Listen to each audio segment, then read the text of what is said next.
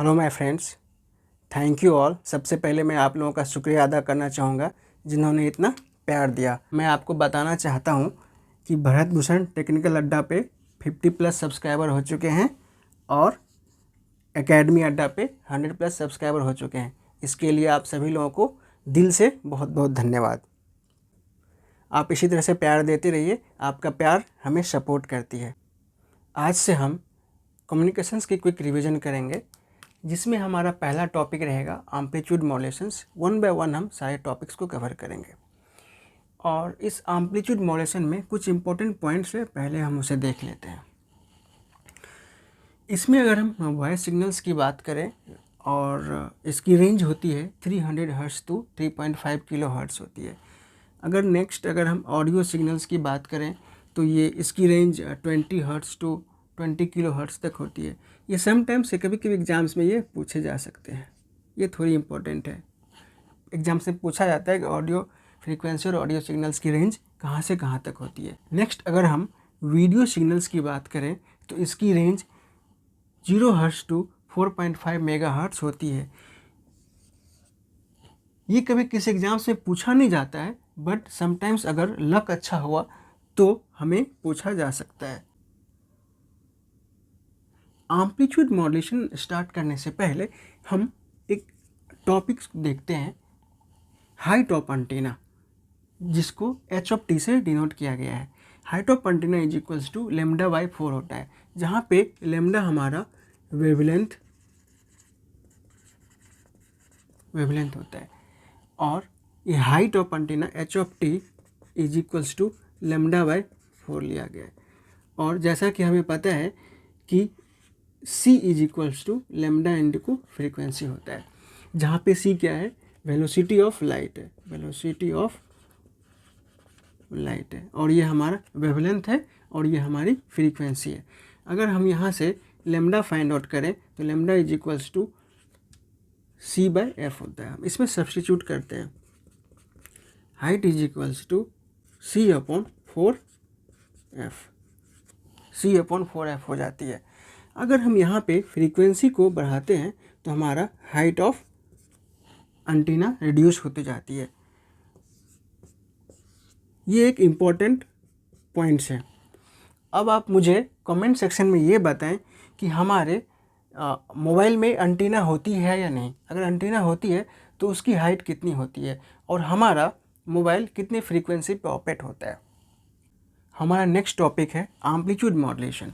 जैसा कि आपको पता है, एम्पलीट्यूड मॉड्यूलेशन का ये स्टैंडर्ड इक्वेशन होता है, SAM(t) is equals to AC into 1 plus KA into M(t) into cos omega CT।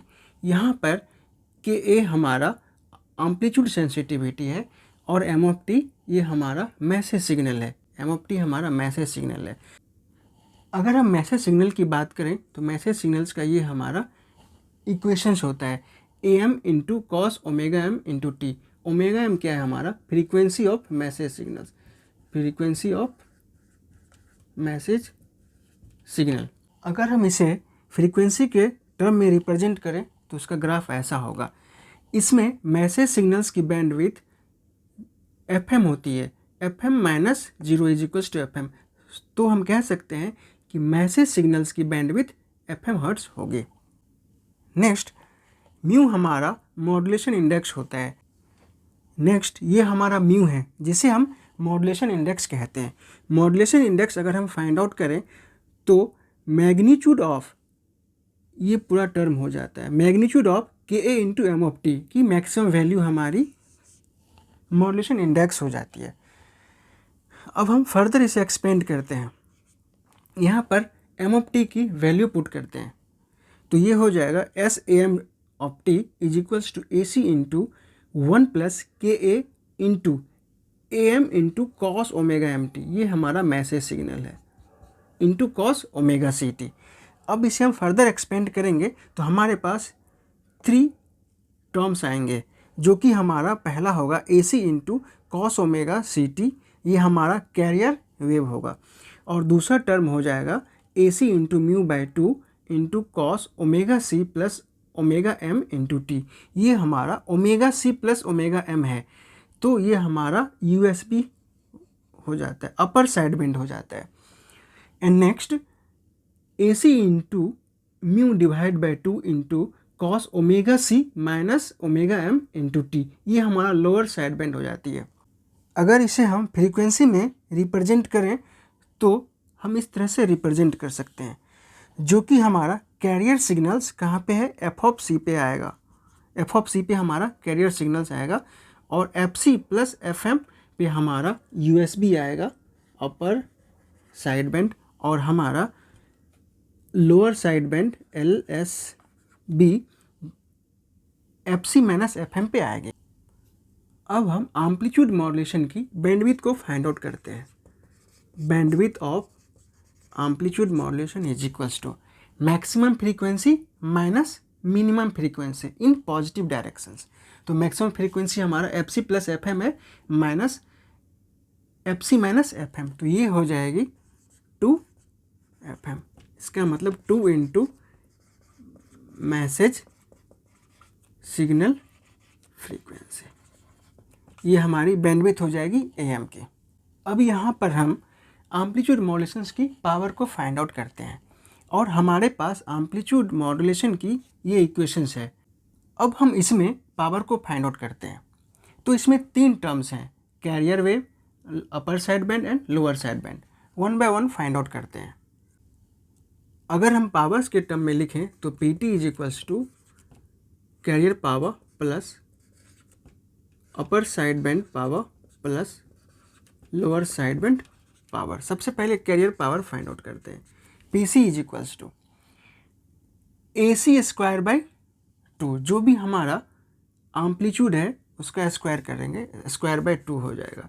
AC square by 2 into R। हमारा क्या है, नॉर्मलाइज्ड रेसिस्टेंस है जिसकी वैल्यू 1 लेते हैं, तो यहाँ पे हम AC स्क्वायर बाई 2 लिखते हैं। ठीक उसी तरह से हम अपर साइड बैंड और लोअर साइड बैंड की पावर को फाइंड आउट करते हैं। अपर साइड बैंड की पावर क्या हो जाएगी, AC इंटू म्यू बाई 2 का whole square divide by 2। AC into mu by 2 का whole square divide by 2 into R is equals to 1 होता है। इसकी वैल्यू क्या हो जाएगी, AC square mu square divide by 8। ठीक उसी तरह हम लोअर साइड बैंड की पावर को फाइंड आउट करेंगे, जो कि इसके इक्वल ही आएगा, AC square mu square divide by 8। अगर हम साइड बैंड की पावर को फाइंड आउट करेंगे तो इसमें हमारा power of upper side band plus power of lower side band आ जाएगी, सम ऑफ दिस टू। तो क्या हो जाएगा, AC square mu square divide by 4।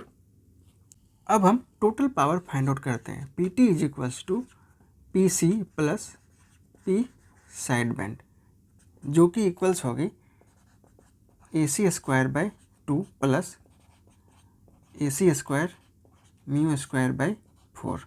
अब यहाँ से हम कॉमन करते हैं, AC स्क्वायर बाई 2 कॉमन कर लेंगे, जो कि हो जाएगी 1 प्लस म्यू स्क्वायर बाई 2। ये हमारी टोटल पावर आ गई।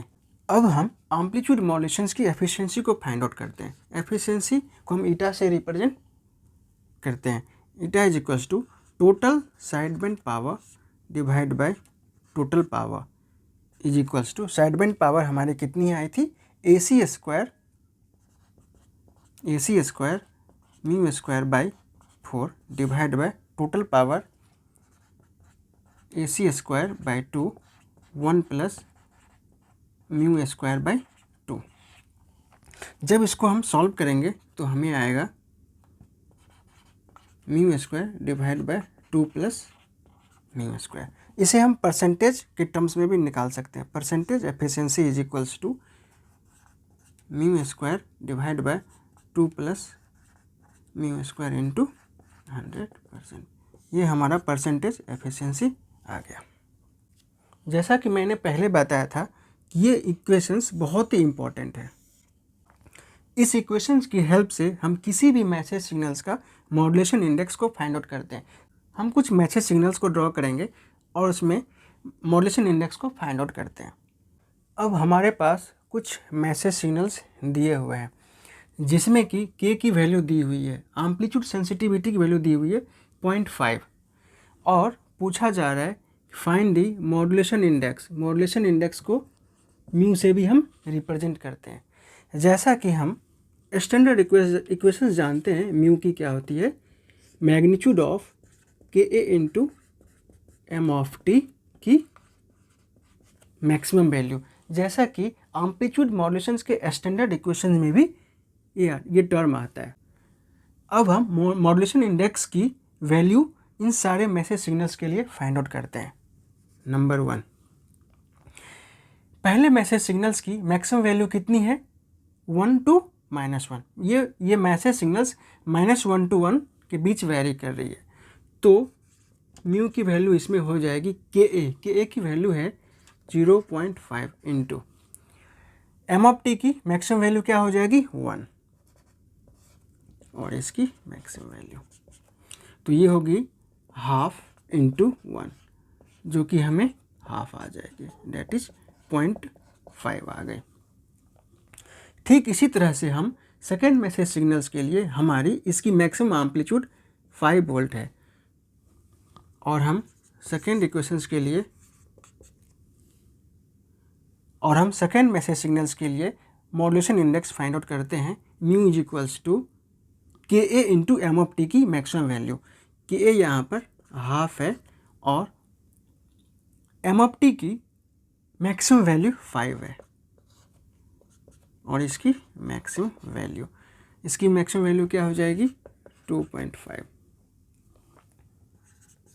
ठीक उसी तरह से थर्ड मैसेज सिग्नल्स में इसकी मैक्सिमम एम्पलीट्यूड 10 है, तो म्यू की वैल्यू हो जाएगी मैग्नीट्यूड ऑफ 1/2 इंटू 10 जो कि इसकी मैक्सिमम वैल्यू क्या हो जाएगी 10 डिवाइड बाई 2 5।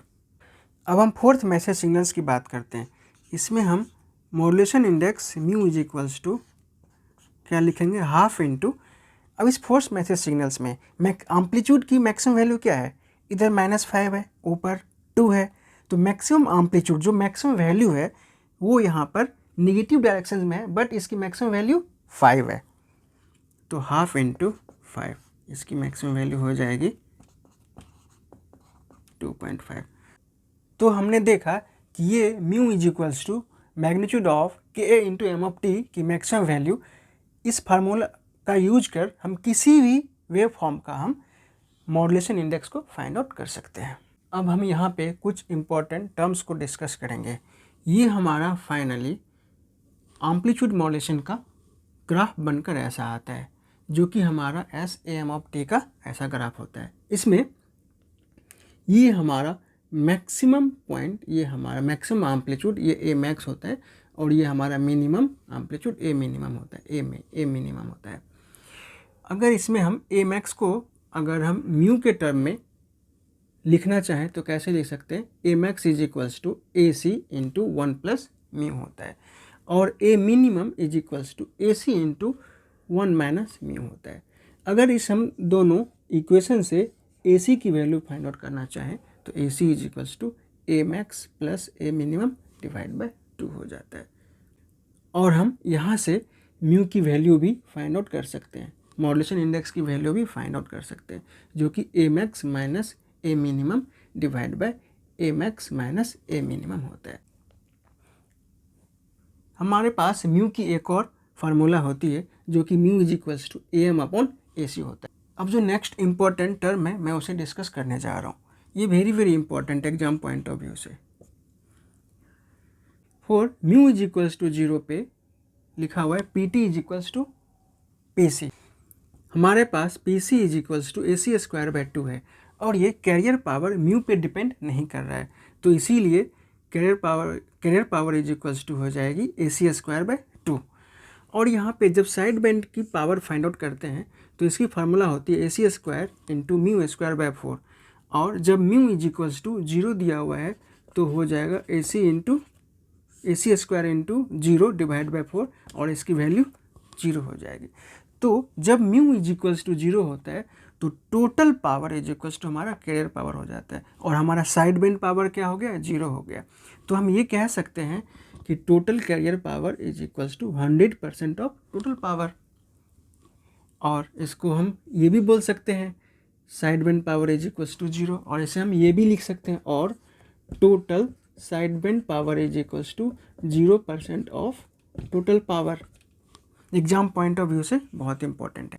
नेक्स्ट हमारा जब म्यू इज इक्वल्स टू 1 होता है तो हमारा carrier power is equals to AC²/2 होगा, और side band is equals to AC² into μ²/4, और जब mu is equals to 1 put करेंगे तो ये हो गया AC²/4। और जब हम टोटल पावर को फाइंड आउट करेंगे sum of these two, carrier power plus side band power, ये हो जाएगी AC²/2 प्लस AC²/4। यहाँ से हम AC²/2 कॉमन कर लेंगे, AC²/2, तो ये हो गया 1 प्लस 1/2। AC² को हम कैरियर पावर लिख सकते हैं, कैरियर पावर इंटू 3/2। इसको ऐसे भी लिख सकते हैं, total power is equals to 3/2 into carrier power. तो हम यहाँ से ये कह सकते हैं carrier power is equals to, carrier powers को फाइंड आउट करें तो क्या हो जाएगा 2/3 इंटू टोटल पावर। तो carrier power is equals to हम लिख सकते हैं 2/3 को हम लिख सकते हैं 0.66 इंटू टोटल पावर। अगर इसे हम परसेंटेज के टर्म्स में लिखें तो carrier power is equals to 66.6% of total power. तो यहाँ पे मैंने वही लिखा है carrier power is equals to 66.6% of total power.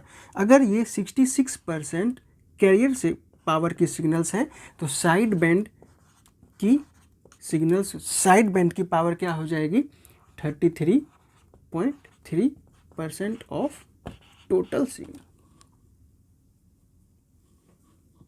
तो जो कि मैंने यहाँ पे क्या लिखा है, side band is equals to 33.3% of total power. अब हम नेक्स्ट मल्टीटोन AM सिग्नल्स की बात करेंगे। मल्टीटोन का मतलब होता है more than one message signals, M1T, M2T, इस तरह से बहुत सारे सिग्नल्स प्रेजेंट होंगे। तो इसकी स्टैंडर्ड इक्वेशंस हम देखते हैं। SM of T is equals to AC into 1 plus μ1 into cos omega M1T, ये हमारा फर्स्ट मैसेज है, plus μ2 cos omega M2T plus so on, इस तरह से मैसेज सिग्नल्स रहती है, इंटू कॉस ओमेगा CT रहती है। अगर हम यहाँ पे ये हमारा मॉड्यूलेशन इंडेक्स 1 है, μ1 है, ये हमारा μ2 है, इस तरह से और भी हो सकती है, बट यहाँ पे मैंने दो मैसेज सिग्नल्स को लिया है। अगर हम यहाँ पे टोटल मॉड्यूलेशन इंडेक्स की बात करें तो हो जाएगी √ ऑफ μ1² प्लस μ2²। और यहाँ भी हम कैरियर पावर की सिग्नल्स को फाइंड आउट कर सकते हैं। PC इज इक्वल्स टू क्या हो जाएगी AC, ये हमारा कैरियर सिग्नल्स है, AC into cos omega CT। तो कैरियर पावर क्या हो जाएगी AC² डिवाइड बाय 2R, जो कि हम R इज इक्वल्स टू 1 लेते नॉर्मलाइज्ड केस में। तो हमारी PC इज इक्वल्स टू क्या हो जाएगी AC² डिवाइड बाय 2। और ठीक उसी तरह से हम साइड बैंड की पावर भी फाइंड आउट कर सकते हैं। तो P side band is equals to क्या हो जाएगी AC² μT का whole square divide by 4 into R is equals to 1 हमेशा लेते हैं, तो साइड बैंड की पावर क्या हो जाएगी AC² μT whole square divide by 4। अगर हम यहाँ पे एफिशिएंसी की बात करें तो हो जाएगी μT का square divide by 2 plus μT²। और अगर हम परसेंटेज एफिशिएंसी की बात करें तो percentage efficiency is equals to μT² divide by 2 plus μT² into 100%। ये हमारा परसेंटेज एफिशिएंसी निकल गया। अब हम नेक्स्ट डिस्कस करेंगे in terms of current end voltage. अगर हमें कैरियर वेव की करंट दी हुई है और टोटल मॉड्यूलेशन इंडेक्स अगर दी हुई है तो हम total current flow in the AM signals को फाइंड आउट कर सकते हैं। तो IT इज इक्वल्स टू हो जाती है IC into √1 plus mu t square divide by 2। ठीक उसी तरह से अगर मुझे कैरियर वोल्टेज दिया हुआ है और टोटल मॉड्यूलेशन इंडेक्स अगर दिया हुआ है तो हम टोटल वोल्टेज फाइंड आउट कर सकते हैं। Total voltage of AM signals क्या हो जाएगी, VC into √1 plus mu t square divide by 2। ये इंपॉर्टेंट है, समटाइम्स ये एग्जाम्स में डायरेक्टली पूछ देता है। नेक्स्ट जो कि आज का हमारा ये लास्ट टॉपिक होगा, यूजेज ऑफ AM सिग्नल्स। अब देखते हैं कि AM सिग्नल्स की यूज कहाँ कहाँ की जाती है। लॉन्ग डिस्टेंस कम्युनिकेशंस में AM सिग्नल्स की यूज की जाती है। प्रीफर्ड इन ब्रॉडकास्टिंग, ब्रॉडकास्टिंग में भी हमारा AM सिग्नल्स का यूज होता है। इसका डीमॉड्यूलेशन बहुत सिंपल होता है, demodulation is very simple but it is very noisy. जब इसका हम डीमॉड्यूलेशन करते हैं तो उसमें हमारा एट द एंड हमें नॉइज के साथ मैसेज सिग्नल्स फाइंड आउट होता है। अब हम नेक्स्ट क्लास में देखेंगे modulation of AM signals and demodulation of AM signals. अगर आज के क्लास के रिगार्डिंग कोई क्वेश्चंस हैं या कोई क्वेरीज हैं तो आप मुझे कमेंट्स में पूछ सकते हैं। एंड एक रिक्वेस्ट है आपसे, अगर ये आपको अच्छा लगा है तो please like, share and subscribe. Thank you.